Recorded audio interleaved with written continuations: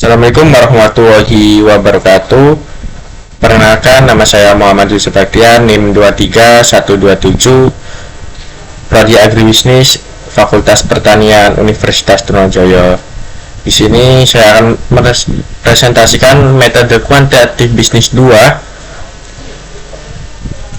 yang berjudul analisis korespondensi terhadap faktor-faktor yang mempengaruhi konsumen dalam pemilihan produk kopi instan.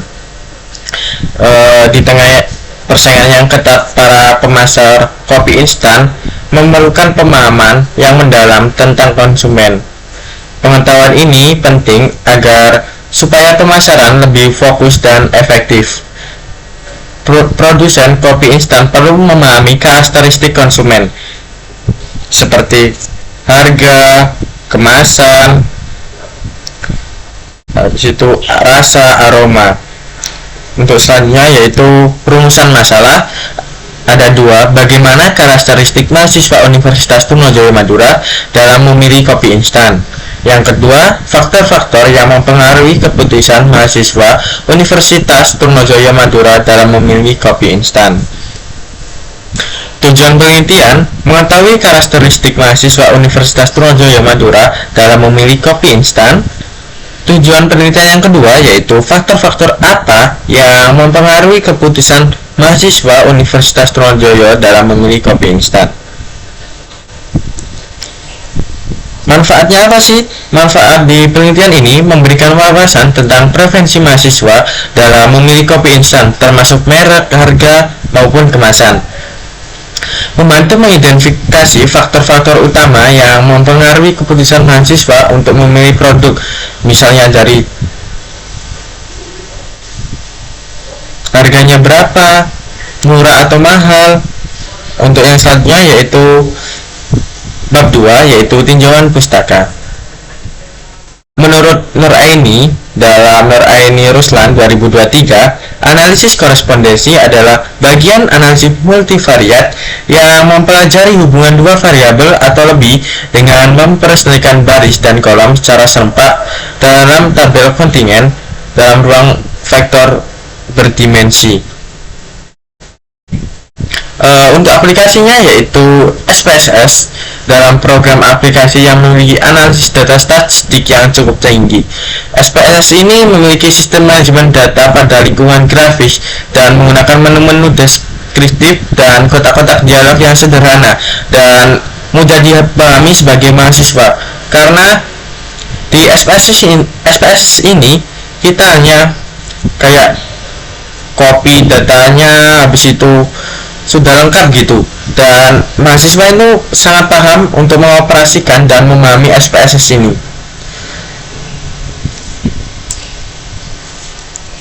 Untuk tinjauan pustaka yaitu penelitian terdahulu yaitu pemintaan konsumen terhadap produk wet coffee di Hypermart Bangkalan yang dipublikasikan oleh Jurnal Manajemen Pemasaran dengan penulis Umar Hasan Oktober 2019. Penelitian ini bertujuan untuk mengetahui faktor-faktor yang mempengaruhi pembeli dalam konsumen terhadap produk kopi wet coffee. Yaitu ada di bab 3 yaitu populasi dan sampel. Dalam menentukan besar sampelnya, menurut Altikulta 2025, sampel adalah sebagian atau populasi yang diliti. Sampel merupakan sebagian dari populasi yang memiliki dari seluruh populasi. Untuk populasi dan sampelnya yaitu mahasiswa aktif Universitas Trunojoyo Madura, mahasiswa Universitas Trunojoyo Madura yang minum kopi instan. Dalam penelitian ini ada 30 sampel. Atribut penelitian ada harga, kemasan, rasa, varian, aroma, desain, kualitas, dan berat isi. Merek kopi instan yang digunakan ada 4 yaitu Nescafe, Kulta Coffee, Bude, Kopi Kenangan. Bab 4, data yang dikumpulkan dari 30 responden yang berpartisipasi dalam survei kuesioner yaitu jenis kelamin yaitu 36% itu laki-laki dan 64% yaitu perempuan, dengan rata-rata usia 17 sampai 23 tahun. Dengan presentasi 3,1% pada usia 17 tahun dengan presentasi 78,1% pada usia 18 sampai 20 tahun. Dan lebih dari 20 tahun dengan presentasi 18,8% pada usia 20 lebih. Untuk hasilnya yaitu tabel korespondensi menunjukkan pada atribut merek, bisa dilihat di atribut Nescafe dengan harga ada 8 responden. Setelah itu di harga di merek Golda Coffee ada 19 responden, dan seterusnya sampai kopi kenangan. Untuk atribut kemasan, Nescafe ada 22 responden, Golda Coffee ada 4 responden, sampai selanjutnya. Di hasil yang kedua yaitu setiap sel dalam profil kolom menunjukkan profesi kategori kolom yang distribusikan ke dalam kategori baris. Misalnya banyaknya responden yang memiliki harga pada merek Nescafe yaitu 0,211 dan Golda Coffee 0,500, Good Day 0,211,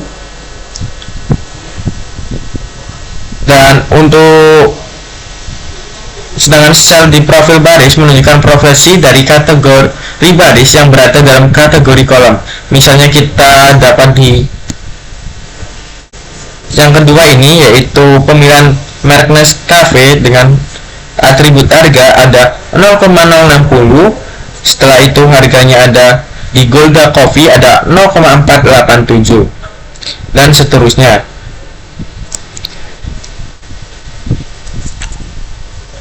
Untuk di tabel summary kita lihat, kita biasanya menggunakan 0,2, sedangkan di dimensi 1 yaitu 0,8, jadi itu bisa masuk. Sedangkan di dimensi 2 dan 3 itu kurang dari 0,2, jadi itu tidak bisa kita gunakan. Dengan demikian, dimensi pertama menjelaskan 83,7% insia dalam secara kumulatif dua dimensi menjelaskan 0,140. Jadi untuk yang dua dimensi ini tidak dipakai teman-teman, 2 dan 3, dan yang dipakai hanya satu dimensi yaitu sebesar 83,7%. Lanjut ke hasil yang selanjutnya yaitu menjelaskan antara kedekatan baik di baris maupun di kolom. Nilai kedekatan variabel dapat dinilai dari nilai contribution of point to interval of dimension. Nilai tersebut menunjukkan seberapa besar kontribusi kategori baris terhadap total varian dalam setiap dimensi. Seperti pada tabel harga, kita lihat di dimensi 1 menunjukkan nilai kontribusi yang sangat tinggi yaitu 0,826. Sedangkan di dimensi 2 hanya 0,001. Dengan nilai tersebut bahwa variabel harga sangat dipengaruhi oleh dimensi 1. Yaitu selanjutnya yaitu kategori, kita menggunakan peta menunjukkan ada hubungan. Misalnya gini teman-teman, misalnya itu kedekatan Good Day dengan harga. Setelah itu Nescafe dengan kemasan dan desain, berat isi dan kualitas. Sedangkan Good Day berdekatan dengan rasa, varian. Untuk kopi kenangan berdekatan dengan aroma. Jadi semakin berdekatan dengan kategori maka itu semakin baik, dan sedangkan semakin jauh antar kategorinya semakin kecil hubungan antar kategori tersebut. Misalnya kita lihat di peta tersebut yaitu Golda Coffee dengan rasa itu sangat jauh, jadi kecil hubungan antar kategori tersebut.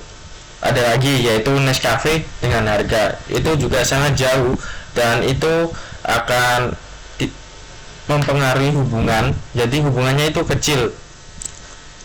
Untuk selanjutnya yaitu kesimpulannya, Penelitian ini bertujuan untuk menganalisis preferensi konsumen terhadap merek kopi. Saya menggunakan 4 merek kopi, yaitu Nescafe, Gulda Coffee, Good Day, Kopi Kenangan, menggunakan pendekatan korespondensi. Berdasarkan hasil analisis yang dilakukan terhadap sampel, ada 30 responden, ditemukan bahwa terdapat beberapa atribut yang unggul seperti harga, aroma, rasa. Lalu merek yang unggul seperti Nescafe dan Good Day. Dilihat dari preferensi konsumen, terdapat atribut konsumen yang lebih memilih Gulda Coffee dari segi harga, Nescafe dari segi desain dan kemasan. Atribut yang paling berpengaruh yaitu harga untuk Gulda Coffee. Kemasan untuk Nescafe. Terdapat hubungan yang signifikan antara atribut dan merek kopi instan. Misalnya Gold Coffee sangat berdekatan dengan atribut harga, sementara Nescafe lebih berdekatan dengan atribut kemasan dan desain. Bisa kita lihat di peta yang sebelum yang saya jelaskan. Untuk sekian, saya kurang lebihnya saya maaf. Saya akhiri, wassalamualaikum warahmatullahi wabarakatuh. Terima kasih.